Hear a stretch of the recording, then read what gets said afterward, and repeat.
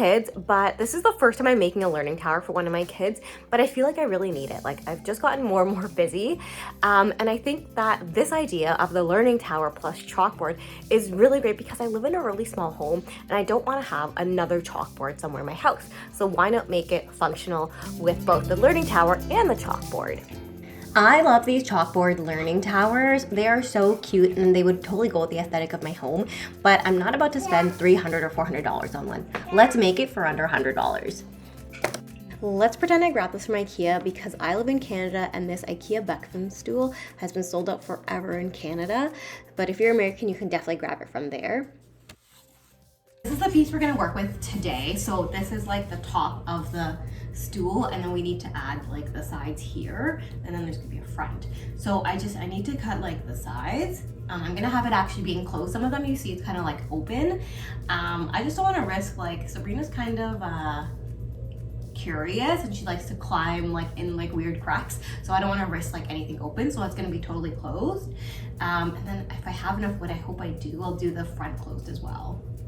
So lately, every time I want to cook, Sabrina is right there in the kitchen. She's trying to stand on a little stool and it's just not really safe for her. It doesn't have the enclosed sides, which is why a learning tower is so great. It actually makes kids think that like cooking is fun, and I want to have that type of attitude with my kids where they don't think like, oh, cooking is a chore, but cooking is something that we do that's fun and nourishes our body. Remember last year when I cleaned out my garage? Well, I put a bunch of like wood on Marketplace for free and nobody took it. There were no takers, and so it's just been sitting here literally for like 6 or 7 months. And now my good fortune is that I can use it because it's like the right size for this. I'll have to cut it down a bit with my table saw, but like it's almost the right size, so that's kind of cool. You can definitely get the hardware store to cut this down for you. I just have a table saw and I'm using this scrap wood, but you can use MDF from the hardware store, and the dimensions are all on my blog for every single cut. MDF is really inexpensive, which is perfect because we're really trying to keep this under $100.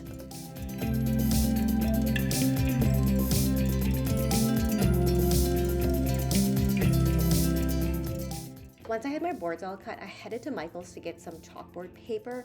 There was a lot of questions on my Instagram of why I use chalkboard paper versus paint. I just thought that this would be a lot easier to apply.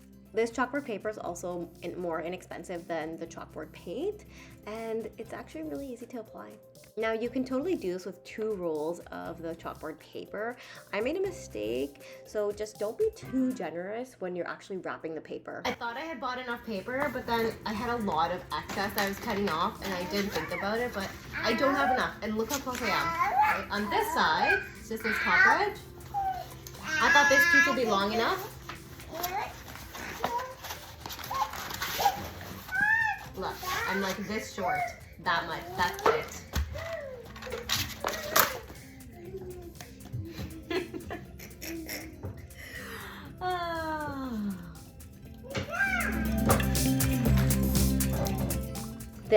This is how short I was, just like an inch. It's not going planned as per plan at all, because like these edges, they're not sticking at all, right? So the good news is that when I was gonna use a cane, I have like this to put as trim so that like the board actually sticks, the chalkboard. Then I have this veneer edging, so I think we can still salvage this and make it work. I'm just cutting off this edging from the chalkboard paper since we won't be using it anymore.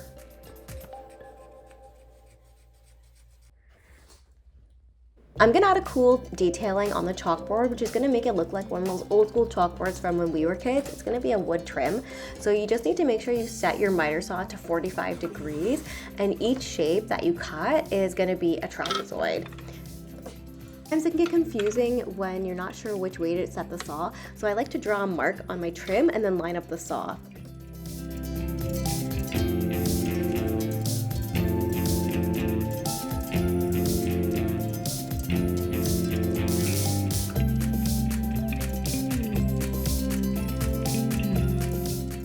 If you don't have a miter saw, you can also just use trim that's totally flat. My trim had a bit of detailing, which is why it's really nice to add the miter saw. The corners just come out a little bit nicer.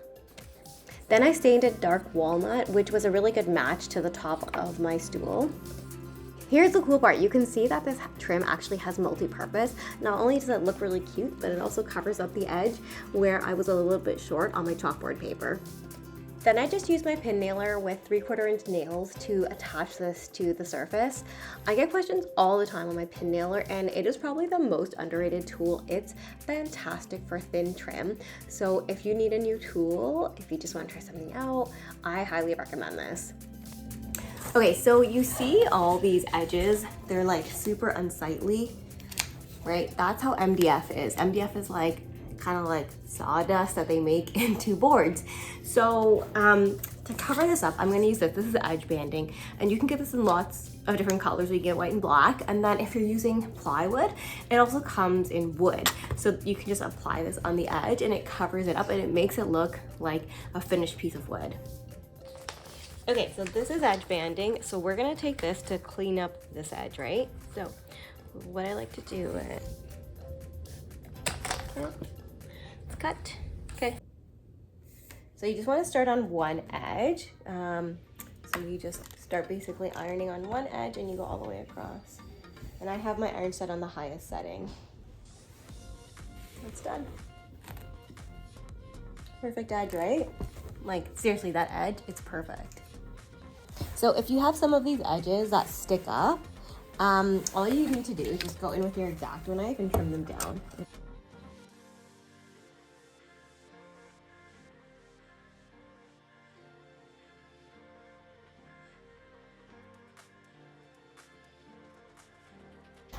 Okay, so in order to secure this over here, we need to drill 3 holes in the bottom on this side, and then we need to screw it in. I think it should be stable enough. If it's not, you can also use these L brackets on the inside to secure more if you need to. I marked a line where I think the middle of my board is gonna be. One of the things about screwing into a 3/4 inch thick board is that I get really nervous that it's gonna come out on either side. So it's really, really important that you make sure that the screw goes right through the middle of the board. Then I used a drill bit that was a similar size to my screw, and I made a pilot hole. Now pilot holes are great because they prevent your wood from splitting when you actually screw it in. After that, I used an impact driver to screw the screws in. I'm assembling the learning tower, and basically what I did was I pre-drilled my screws here, and then I've set this up and I've clamped it. So if you have long clamps, this is really helpful. And now all I'm gonna do is drive these screws in. One more tip, do you see how these 3 screws are already kind of in place in the top of the stool? Well, I do that because it makes it a little bit easier to make sure that you're gonna drive them right through the middle. It can be hard with this kind of setup to make sure that the screws go right in the middle. So like you don't put it all the way through, but you just get it started, and that just helps you because when it's upright in this kind of position, it can be hard to get your screw into the hole to get it started. I'm using these extra long clamps, and they were so helpful to make sure that the boards would stay in place. If you don't have clamps, just make sure you ask someone for help because otherwise the boards are not really going to be held straight and your screw might cut them out the side.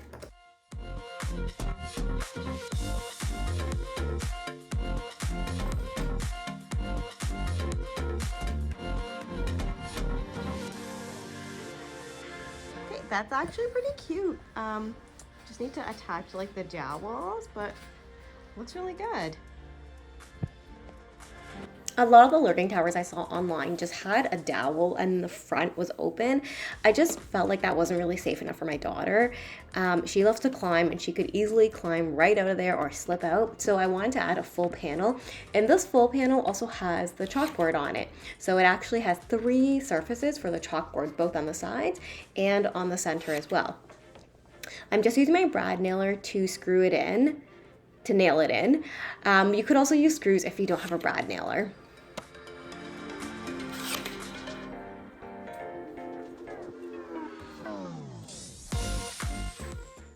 Next, I got a dowel and attached it through the back of the learning tower. I used a dowel instead of a square piece of pine because this is where Sabrina's gonna be climbing up from, and I don't want any of those corners or sharp edges to hit her head or bonk her when she's coming up and down.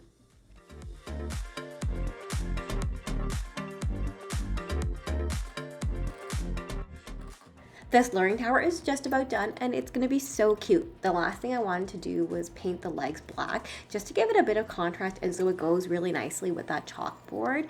So I just lightly sanded the legs and then I painted them tricorn black. This is just existing paint I already had.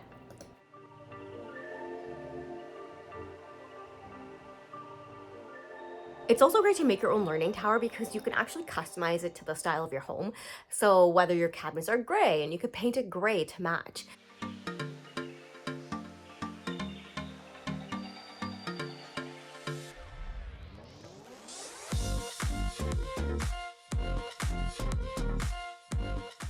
I'm so thrilled with how this chalkboard turned out. It's the perfect aesthetic for a modern kitchen. I believe kids' furniture can match your kitchen style too.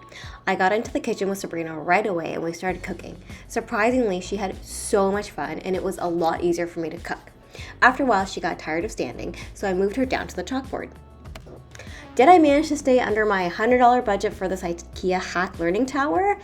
Well, just about. It actually ended up costing $108, with the biggest cost being the Cricut paper and the IKEA stool. Now, you can also check out all the details for the cost on my website.